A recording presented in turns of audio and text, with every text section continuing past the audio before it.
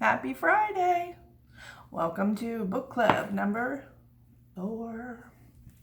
Today's chapter is called Miss Petitfour and the Penny Black.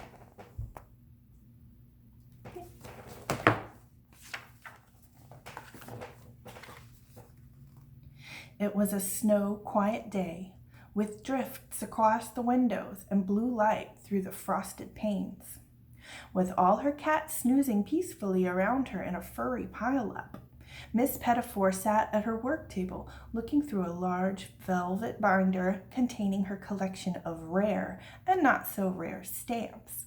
She had a fine collection that used to belong to her father. She had stamps with pictures of Peruvian llamas, Indian dragonflies, and Mongolian yaks.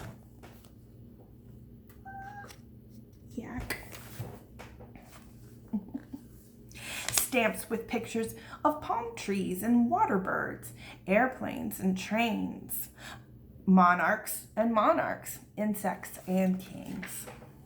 Sometimes stamp makers make mistakes, and stamps with mistakes are the rarest of all.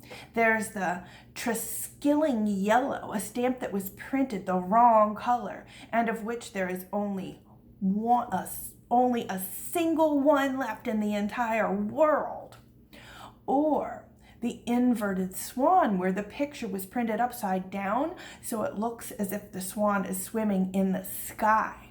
Or the Mauritius post office error, where the words are wrong.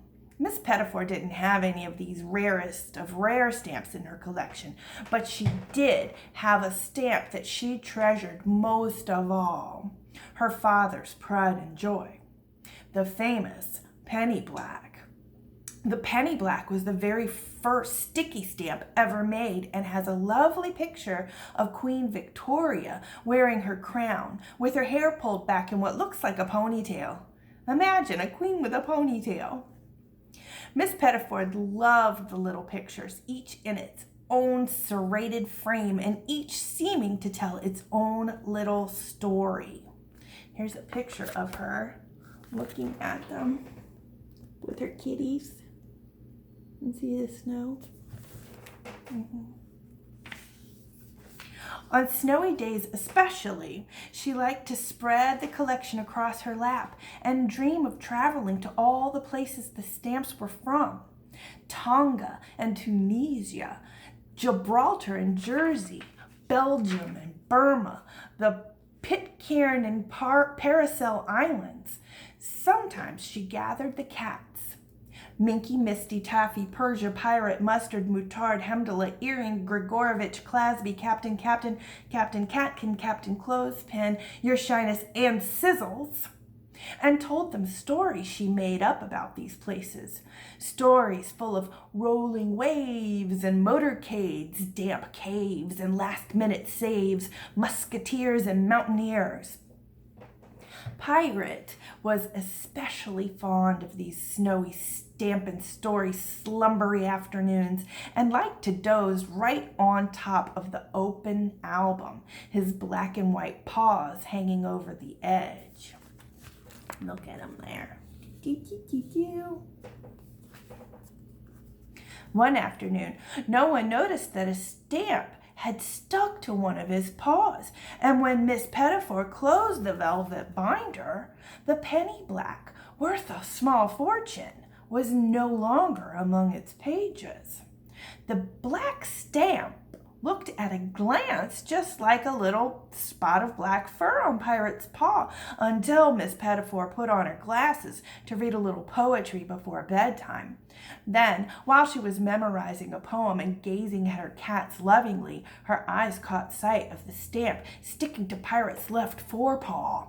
She lunged for the stamp and startled Pirate, who leapt to the top of a bookcase and in doing so unstuck the stamp, which flew up and was caught by the breeze at the half-open window. Uh-oh, look. There it goes out the window. No, that's not good.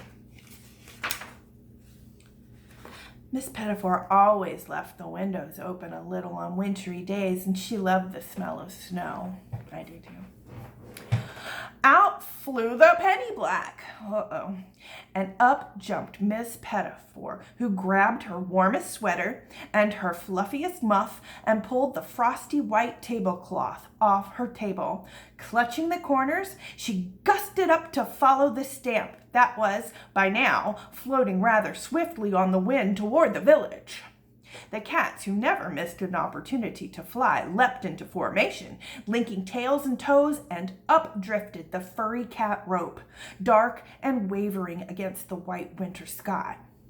Oh, how the cats loved the ticklish feel of the snowflakes on their fur.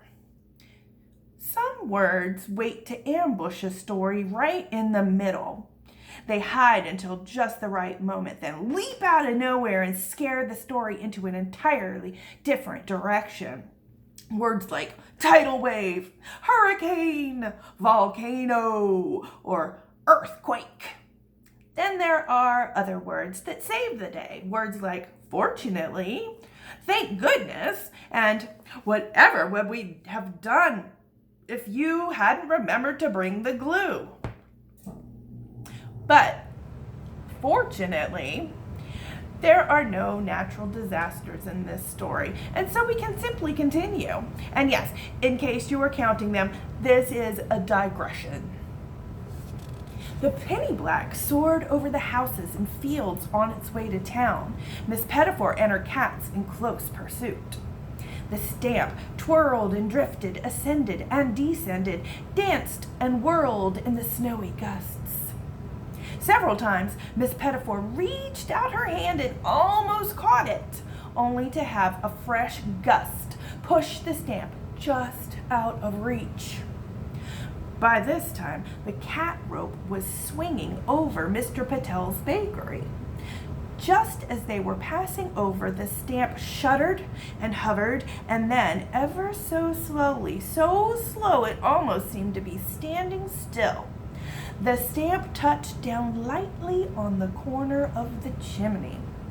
Miss Petitfour expertly adjusted her tablecloth, and she, along with Minky, Misty, Taffy, Persia, Pirate, Mustard, Mutard, Hemdala, Earring, Grigorovich, Clasby, Captain, Catkin, Captain, Clothespin, Your Shyness, and Sizzles, began to descend toward the roof.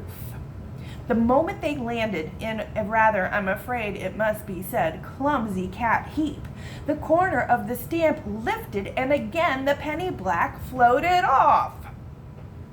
In an instant, Miss Petitfour let out the cloth, and once more they took to the breeze, following in mad pursuit and never quite catching up. They raced in circles across the sky like the long black hand of a clock gone berserk. Then suddenly, the penny black halted in midair, wavered and lifted, and slowly and finally came to rest at the very tip-top of Mr. Climo's flagpole, a shiny silver knob that glinted in the late afternoon, sparkling snow-filled light. Oh my gosh. Oh dear. What was Miss Petitfour to do?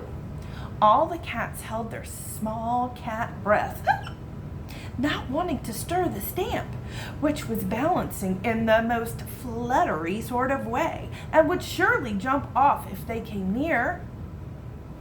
Thank goodness!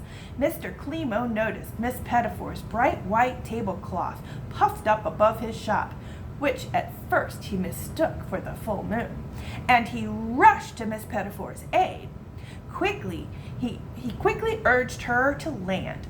Once Miss Petitfour and her cats were all safely on the ground, he brought out a heavy wooden bellows from his shop, the kind of bellows used to stoke the engine of a steam train, and heaved and hawed, creaked and wheezed, blew and bellowed, trying to air blast the tiny penny black from its perch.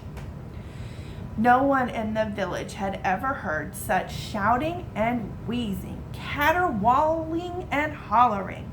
Everybody ran into the street to see what was happening. Children, as we all know, are much quicker than adults to grasp just what to do at a time like this. And immediately they ran back indoors for their butterfly nets. They had gathered at the bottom of the flagpole, waiting for the moment the penny black would be dislodged and float to the ground. So here's Mr. Clemo with his bellows trying to blow it off the top. And there they are waiting with their nets. And there's Pirate. What's he doing? Meanwhile, Pirate, who felt responsible for all the mayhem, batted with his little black and white paws ever so slightly the rope that hung loosely up the flagpole. And that little cat vibration was just what was needed to urge the penny black back into the air. All the commotion came to a standstill, and all heads turned upward to watch as the stamp weaved and wobbled, wafted and wiggled its way lazily down, a little black speck amid the falling snowflakes, straight into the upturned and awaiting butterfly net of Mr. Clemo's niece, Clemmy, who deftly retrieved the stamp from the net and placed it in Miss Petitfour's anxious, outstretched hand. The crowd erupted into the loudest hurrahs and shouts of congratulations ever heard in the village. All the children ran about in the snow, and Mrs. Carruthers invited everyone over to her shop for free jelly beans. The penny black was saved. There she is. Clemmy's handing it to. Yeah. See, there's Pirate. And forever after, on snowy days, when Miss Petitfour spreads the velvet album across her lap and tells her cats all the made-up stories about all the places that the stamps are from, there is now quite another stamp story to tell. All of it is absolutely true, from the very quiet beginning to the very loud end.